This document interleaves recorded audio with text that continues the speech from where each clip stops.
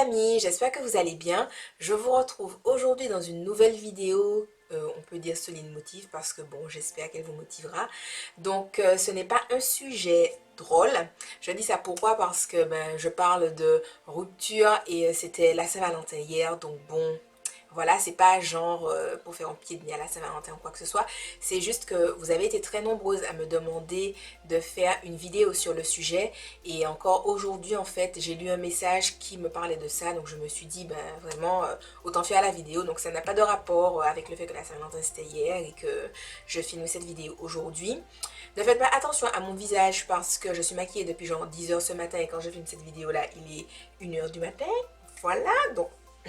J'ai remis un petit peu de rouge à lèvres, de gloss, histoire de faire genre « Ouh, je suis fraîche comme la rosée du matin », même si ce n'est pas le cas. Alors si vous voulez, cette vidéo-là ne sera pas vraiment axée sur tout ce qui est, comment dire, sentiments, émotions, de conseils entre guillemets un peu bateau en mode manger de la glace avec votre meilleure copine, machin, etc. Même si je parlerai de choses comme ça à la fin de la vidéo, mais c'est pas vraiment dessus que je veux me baser en fait. Je pars du principe que c'est vraiment le temps qui guérit le fait qu'on ait le cœur brisé, parce que de base l'amour c'est pas quelque chose d'intellectuel. Voilà, vous ne décidez pas de tomber amoureux de quelqu'un, vous pouvez être amoureux de quelqu'un sans pour autant que ça soit logique. Même si en soi votre cerveau ne va pas réparer votre cœur brisé, il peut quand même vous aider. La première chose que je vous dirais, c'est de ne pas faire comme si tout va bien.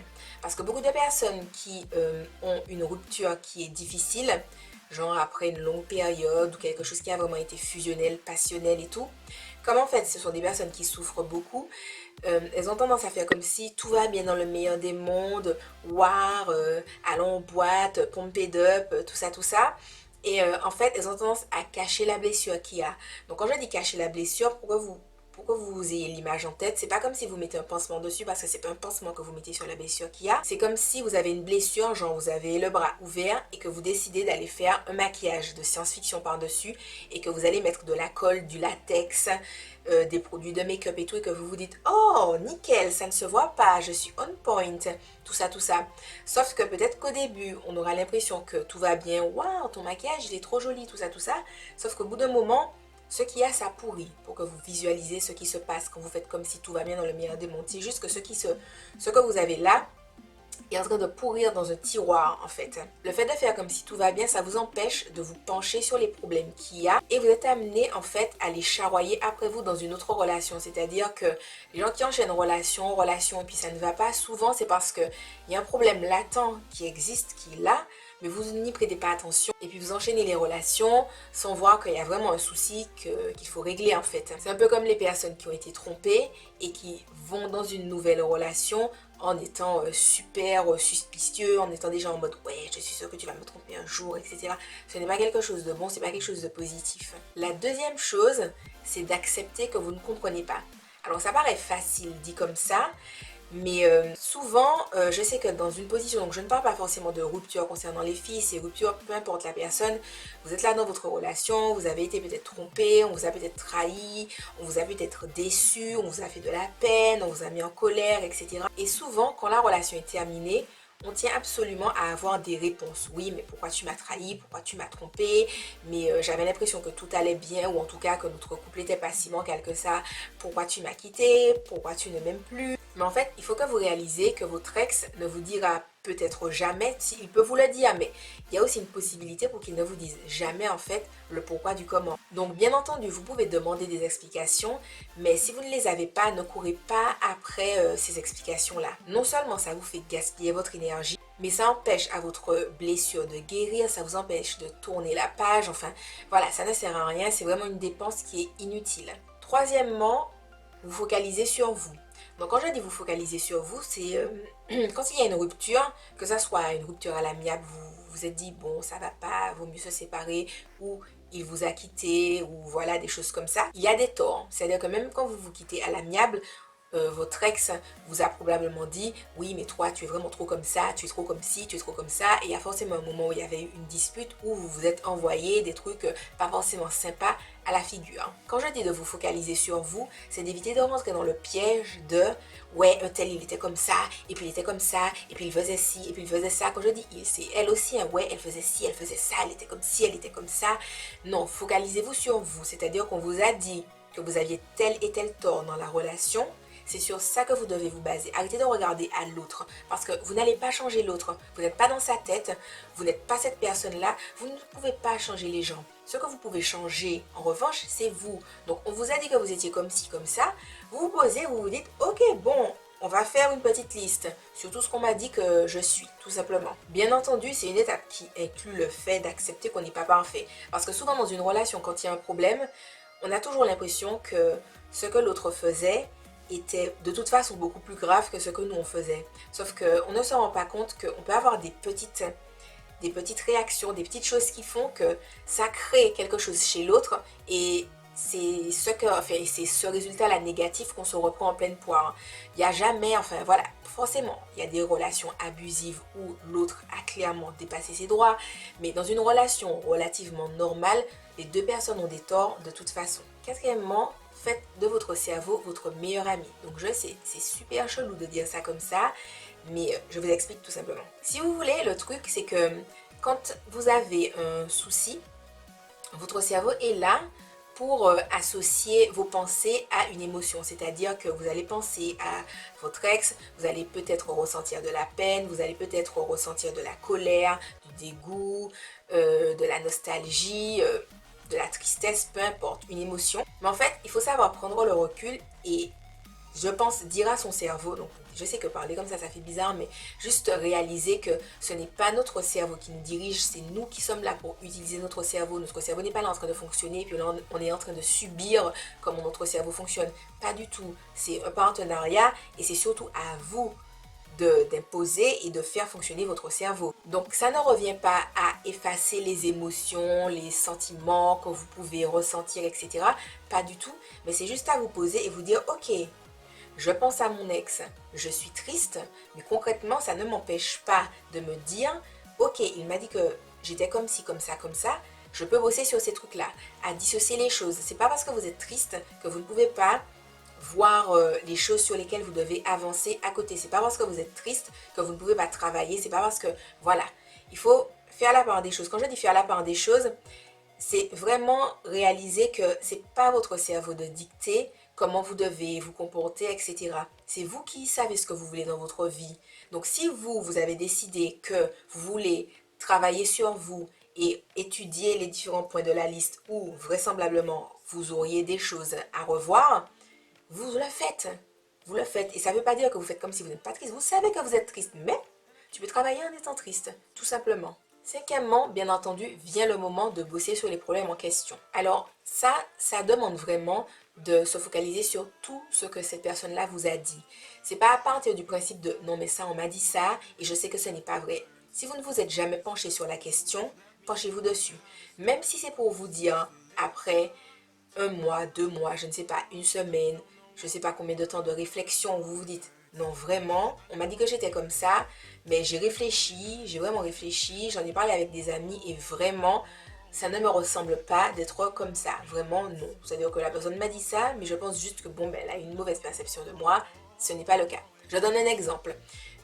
Alors, ça n'est pas une histoire qui m'est arrivée, mais c'est comme si un ex reste là et puis dit ouais mais Soline t'es trop une fille colérique tout ça pour un oui pour un non tu te mets en colère machin etc. Je sais que je peux me dire cette personne là me dit ça avec de la mauvaise foi parce que on m'a déjà fait ce genre de remarques là, donc pas dans le cadre d'une relation amoureuse ou quoi que ce soit, mais je sais que je suis pas quelqu'un de colérique. Bien entendu, comme n'importe quelle personne, ça peut m'arriver de me mettre en colère, mais déjà c'est rare, ça se compte en nombre de fois dans l'année, genre je ne me mets pas en colère 5 fois dans l'année. Voilà, ça m'arrive très rarement. Et bon, c'est vrai que quand ça m'arrive, c'est chaud, mais ça m'arrive très rarement. Donc voilà, je sais que si on me dit ça du jour au lendemain, je sais que je n'ai pas forcément à me focaliser dessus. Mais si personne ne m'avait jamais parlé de ça, je me penche quand même sur la question, même si de base je me dis je suis une meuf super tranquille. Voilà, je me penche quand même dessus. Alors vous allez vous dire, oui mais bon, s'il y a un truc, je n'ai pas l'impression que je suis comme ça, je vais pas non plus rester là et puis me focaliser dessus, etc. Mais vous savez, ne serait-ce que le fait de se poser et de réfléchir et de se demander est-ce que je suis vraiment comme ci, est-ce que je suis vraiment comme ça, de faire des petits sondages auprès de vos amis les plus proches, pas des gens qui peuvent aller dire des trucs après sur vous, des gens qui vous sont proches, je sais pas, votre famille, etc. Déjà, ça vous permet de faire un processus d'introspection qui est, je pense, super important pour évoluer dans la vie. Et même si le résultat, c'est de vous dire non, en fait, définitivement, je ne suis pas comme ça, le fait d'avoir pris ce temps d'introspection-là vous donne une certitude sur vous. Parce que quand on vous dit vous êtes comme si, vous êtes comme ça et qu'on ne vous l'a jamais dit, c'est peut-être une question que vous ne vous êtes jamais posée. Et si ça enlève le doute, vous pouvez être sûr que non, je ne suis pas quelqu'un comme ça. C'est pas mon tempérament. Donc voilà, comme je peux me mettre en colère, mais j'ai pas un tempérament colérique. Voilà, je le sais. Si quelqu'un me dit ça, je peux me dire non, c'est parce que on peut en discuter, mais c'est pas un tempérament que j'ai. Gardez aussi en tête que travailler sur les problèmes qu'on vous a dit que vous aviez, genre vous étiez possessif, vous étiez comme si vous étiez comme ça, c'est vraiment creuser le truc. Donc, si vous êtes possessive, est-ce que c'est parce que peut-être vous avez peur que la personne ne soit pas là avec vous tout le temps? Est-ce que vous avez peur de l'abandon? Est-ce que vous avez un manque de confiance en vous? Donc, vous êtes possessive parce que vous avez absolument besoin d'être là tout le temps parce que vous vous dites que si vous n'êtes pas là, cette personne-là peut-être fera autre chose. Mais si vous avez un manque de confiance en vous, d'où est-ce qu'il vient? Est-ce que c'est parce qu'on vous a dit certaines choses dans votre vie qui vous a marqué et que vous vous êtes dit ah ouais machin, peut-être que je suis pas comme ci, peut-être que je suis pas comme ça? Est-ce que c'est parce que vous avez tendance à idéaliser les autres et que vous ne prenez pas assez de temps pour faire la liste de toutes les qualités que vous avez et que vous aussi vous êtes quelqu'un de super génial? D'où ça vient? Vous voyez, quand je dis bosser sur vous, on te dit tu es possessive, c'est pas genre oh je suis possessive, pourquoi on me dit ça? Bon c'est vrai je suis possessive mais bon c'est comme ça. Non, il y a une raison. Pourquoi vous êtes possessive? Il y a un truc, pourquoi vous êtes jalouse? Il y a quelque chose aussi derrière. Donc vous creusez, vous regardez d'où ça vient et vous essayez de voir d'où ça... Enfin, en général, quand on sait d'où ça vient, on analyse mieux le processus que ça fait depuis le problème de base et les manifestations que ça a par la suite. Et quand la situation se reproduit, vu qu'on sait pourquoi on est comme ça, déjà ça permet de prendre beaucoup plus de recul. Après, c'est pas du jour au lendemain que vous allez arrêter d'être comme on vous a dit que vous êtes. Mais vous commencez, vous avancez petit à petit, petit à petit. Et si ça se trouve, cette personne-là va vous croiser des années plus tard et vous ne serez absolument plus cette personne-là. Et c'est vraiment tout ce que je vous souhaite. Également, travailler sur tous ces problèmes-là, ça vous permet d'évoluer déjà en tant qu'individu et vous êtes dans votre nouvelle version. Quand vous arrivez à terme de tout ça, vous êtes vraiment dans votre version 2.0. Donc, il y a de fortes chances pour que votre future relation se passe un peu mieux quand même, vu que vous avez déjà plus conscience de qui vous êtes, de comment vous fonctionnez, de tout ce genre de choses tout simplement. Sixièmement, laissez le temps au temps. C'est-à-dire, ne vous dites pas oui, bon, voilà, je suis censée récupérer comme si, je suis censée, bon, je suis triste, mais au bout de tant de temps, ça doit être... Non, vous ne savez pas comment vous allez juste dépasser les choses, donc laissez le temps au temps, tranquillement. De la même façon, je vous invite à ne pas vous jeter dans une nouvelle relation pour oublier l'autre personne, parce qu'il y a 90% de chances que vous trimballiez avec vous tous les problèmes de l'ancienne relation dans la nouvelle. Donc la nouvelle qui est toute fraîche, où la personne vous a, entre guillemets, rien demandé, vous arrivez avec tous vos gros paquets de problèmes de jalousie, de possessivité, de colère, de violence, de je sais pas quoi. Et en général, la relation foire. Quand ça ne foire pas, c'est parce que les deux personnes sont vraiment en mode la communication, tout ça, et puis tout ça se démêle. Mais en soi, quand même éviter. Septième chose, le recul. Si vous voulez, le fait de vous positionner et de vous focaliser sur vous et non pas sur l'autre, ça vous donne un recul qui vous permet de vous dire non, ce n'était pas la bonne personne ou un point d'interrogation. Le point d'interrogation, c'est vraiment dans le sens où vous ne savez pas vraiment ce que l'avenir vous réserve avec cette personne-là, mais en soi, vous savez, il n'y a pas tous les problèmes qu'il y avait dans votre couple. Vous n'êtes pas là dans une rancœur, dans un truc, vous en voulez à la personne, etc. Non, vous allez travailler sur vous. Vous ne savez pas si cette personne-là, c'était censé être l'amour de votre vie. Vous ne savez pas si c'était la bonne ou la mauvaise personne. Vous n'en savez rien, mais quoi qu'il en soit, vous avancez et vous faites votre chemin tranquillement. Huitième chose, ça paraît évident, mais ne repassez pas en boucle tout ce que vous avez pu faire avec la personne. Quand je dis ça, c'est dans le sens, vous aviez une chanson qui était à vous, votre chanson préférée, tout et tout. Ne l'écoutez pas en boucle. Vous aviez votre film, genre, oh, c'est trop notre film, couple, machin, c'est trop notre resto, c'est trop notre truc. Épargnez-vous ça. Même si vous aimez le film, même si vous aimez la chanson, vous êtes dans une période de votre vie, vous êtes fragile, ne vous affligez pas ça. Neuvième chose, n'harcelez pas vos amis. Pourquoi? Parce que quand je dis ça, c'est parce que parfois, beaucoup de personnes, quand elles rompent, elles parlent de leur rupture H24 Et elles oublient aussi que leurs amis ont une vie. Donc je sais que quand on a une rupture, on est triste, on est ceci, on est cela. Mais c'est pas pour autant que vous devez maltraiter vos amis. Donc je sais, c'est un mot fort de dire maltraiter ses amis. Mais n'en parlez pas tout le temps. Déjà, ce n'est pas bon pour vous, mais ce n'est pas non plus bon pour eux parce qu'au bout d'un moment, ils en ont marre de vous et ça fait que vos amis s'éloignent et vous venez de perdre quelqu'un qui vous était cher et je ne dis pas que vous êtes en train de perdre vos amis, vous êtes en train de les saouler au bout d'un moment. Donc, ne les harcelez pas. Ils ont compris que vous n'allez pas bien si ce sont vraiment vos amis et ils essaient quand même d'être là pour vous, d'être à votre écoute. Mais ça, c'est un problème. H24, ce n'est jamais une bonne solution. Dixième chose, mettez vraiment ce temps-là à profit pour vous. Approfondissez vos passions, vivez-les à fond, essayez de voir si vous pouvez pas, je ne sais pas, vous améliorer de malade. Je sais pas, si vous êtes passionné de piano, devenez virtuose.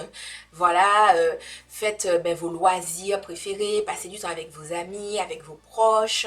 Et même, je pense que ça peut être important de trouver, voire retrouver ses passions. Parce que vous savez, parfois, dans les couples, il y a des personnes qui, quand elles se mettent en couple, elles ne sont pas dans une optique où c'est deux personnes séparées qui se mettent en couple. Et même si vous êtes dans une cohésion totale, ça fait un petit peu une sorte de troisième personne, si on peut dire. Mais ils sont dans une espèce de schéma de couple que je ne trouve pas forcément très sain, où c'est deux personnes qui fusionnent un peu. Et ces deux personnes-là, à part entière, n'existent plus. Donc, ça fait qu'après, quand la relation est terminée, ce sont des personnes qui ne savent pas trop où ils en sont dans leur vie, ils ne savent pas trop ce qu'ils aiment ou ce qu'ils n'aiment pas, parce que par exemple, je sais pas, ils faisaient des trucs parce que leur conjoint, leur compagnon, leur partenaire, leur copain, tout ça, aimait faire ci ou ça, et au final, eux, ils se sont pas posés pendant toutes ces années-là pour se dire, moi, pendant mon temps de libre, qu'est-ce que j'ai envie de faire quoi. Donc voilà, prenez aussi ce temps-là pour redécouvrir quelles sont vos passions, ce que vous aimez, ce que vous n'aimez pas, ce que vous avez envie de faire, ce que vous avez envie d'apprendre, de découvrir.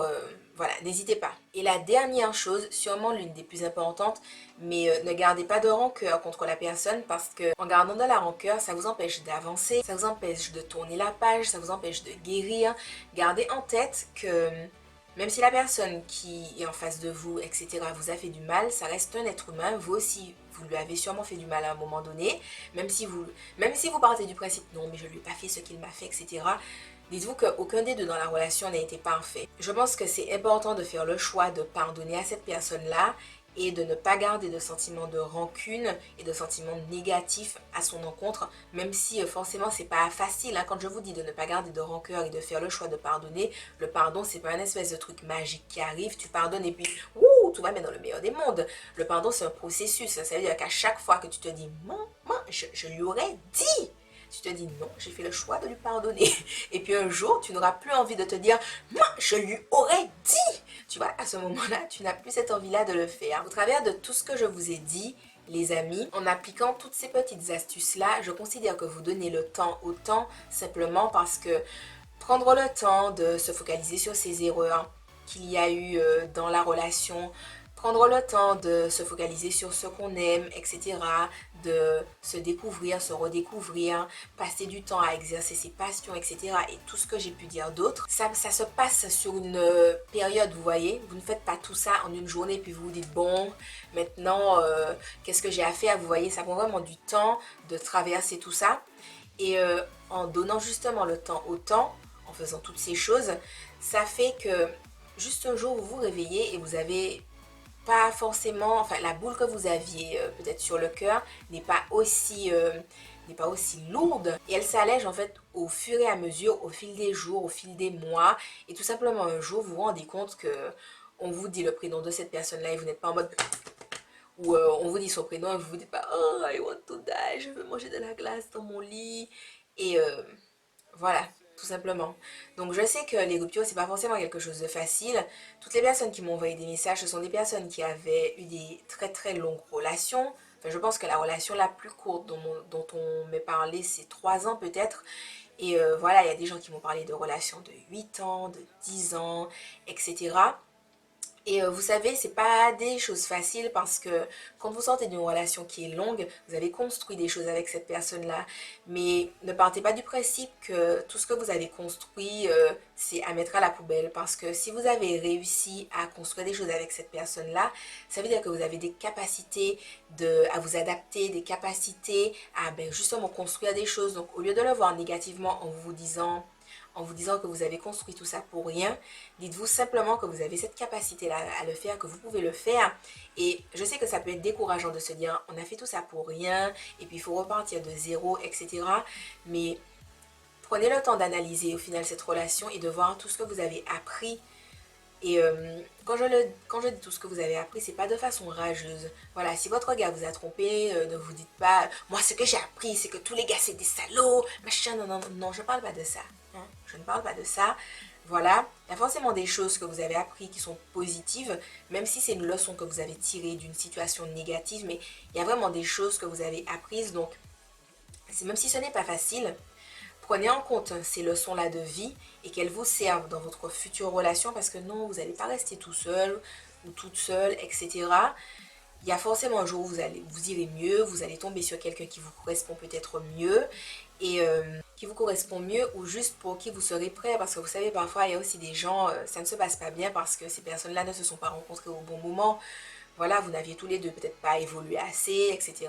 On ne sait pas, les relations de couple, c'est quelque chose quand même de super complexe. Donc voilà, les amis, j'espère que cette petite vidéo aura pu quand même vous aider un minimum. Moi, je vous fais de gros bisous et je vous dis à la prochaine dans une autre vidéo. Bye bye!